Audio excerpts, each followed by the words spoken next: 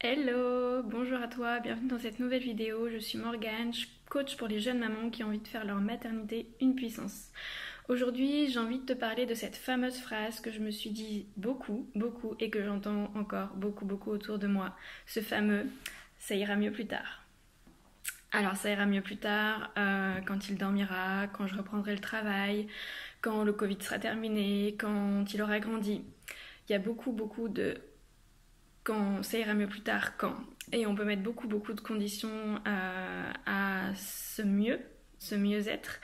Euh, la question que j'ai envie de te poser, ben, c'est pourquoi pas maintenant en fait. Pourquoi ça pourrait pas aller mieux maintenant. Et en fait, si ça allait bien tout de suite, quoi. Moi, c'est vraiment ça dont j'ai envie pour toi. Et je suis sûre qu'au fond, si tu t'écoutes, toi aussi, tu as envie que ça aille mieux maintenant. Donc, je te propose de changer d'angle tout de suite. On y va ensemble, tranquillement mais sûrement.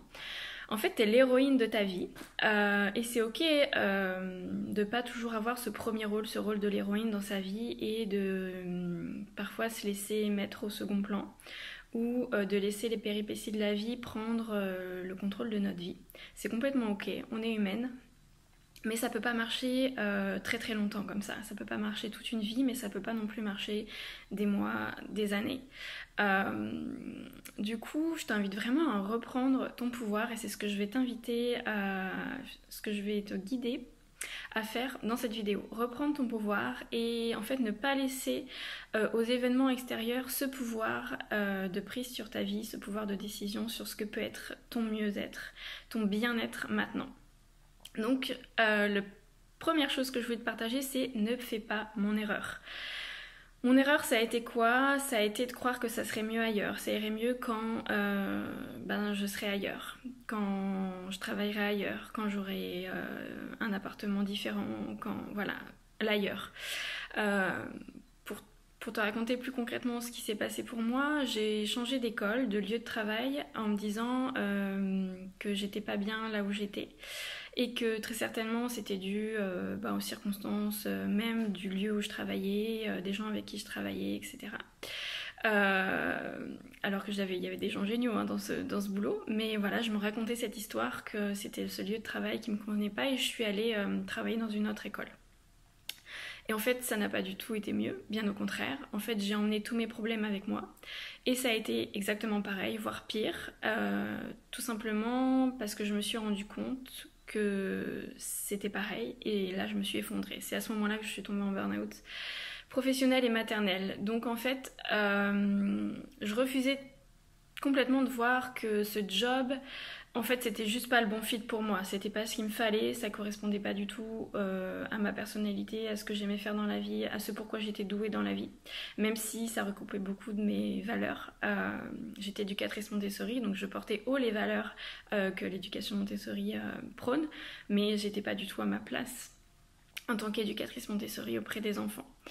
Ça, je le savais, je me le disais tous les jours, mais je passais pas à l'action et je me disais toujours que ça serait mieux ailleurs, que j'allais tester de travailler ailleurs et que ça serait mieux. Ça n'a pas été le cas.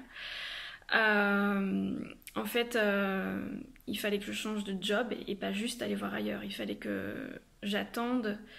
Fallait pas que j'attende que mes filles grandissent pour me dire que oui, ça allait aller mieux dans ce job parce que j'aurais moins de charges à la maison, donc ça serait mieux dans ce travail, je me sentirais mieux. Il fallait pas que je dorme mieux pour me sentir mieux dans ce travail. Non. En fait, il fallait radicalement que je m'avoue que j'étais pas au bon endroit dans ma vie et que ça serait pas mieux quand c'était juste quelque chose de différent que je devais faire. Il fallait que j'ose le faire. Et quand j'ai osé le faire, j'ai retrouvé plusieurs pouvoirs. Et toi aussi, tu peux les retrouver. Mon pouvoir numéro un, ça a été de m'écouter. De m'écouter dans mes réels besoins, même s'ils étaient loin de ce qu'on attendait de moi en fait. Euh, Tu vois le genre de conditionnement, t'es maman, il faut que tu gagnes ta vie, il faut que tu subviennes aux besoins de ta famille, tu peux pas tout laisser tomber comme ça, tu peux pas quitter ton travail, t'es responsable de tes enfants, tu peux pas lâcher ton job comme ça, etc. Cette pression, elle venait de moi, elle venait de l'extérieur. Et puis de toute façon, c'est comme ça pour tout le monde, donc de quoi tu te plains? Voilà, tous ces trucs-là, clairement, ils m'empêchaient de bouger.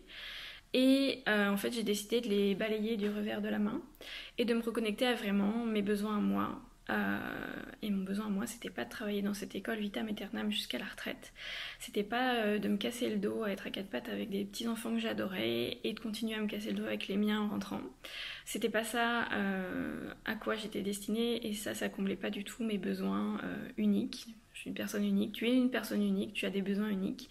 Et aucune pression sociétale, familiale ne peut comprendre quels sont tes réels besoins. Il n'y a que toi qui peux le faire. Donc moi, je t'invite vraiment à aller te connecter à ça. J'aide mes clientes à le faire en coaching, parce que c'est pas un travail évident, mais c'est possible. Bien guidé, c'est possible. En tout cas, au-delà de ce pouvoir de m'écouter, de me reconnecter à mes besoins, il y a eu un deuxième pouvoir que j'ai réussi à enclencher et que tu peux réussir à enclencher. Ça a été d'arrêter de me sacrifier pour les autres. Pour ma boss, pour mes collègues, pour mes enfants, pour les enfants de ma classe, pour mon conjoint, pour plaire à la famille et pas être différente. Voilà, j'ai arrêté de me sacrifier, et c'est mes propos, hein. Personne m'a demandé de me sacrifier, je pense que personne directement te demande de te sacrifier, mais c'est des choses en tant que maman qu'on arrive très bien à porter, la culpabilité, le don de soi. Et moi j'ai décidé d'arrêter de tournicoter, de tourner en rond dans ce schéma-là. Et en fait, ce pouvoir numéro 2 que j'ai déclenché chez moi, c'était simplement de m'aimer et de m'honorer comme la personne qui compte le plus dans ma vie. Je parle pas ici d'égoïsme, mais bien d'amour de soi. Ce qui manque à chaque maman cruellement, selon moi. L'amour de soi, clairement, on en manque. Hein. Petite fille, en fait, on nous élève à être gentille, à avoir de bonnes notes, à obéir, à s'oublier pour laisser la place aux autres. Quoi d'autre encore?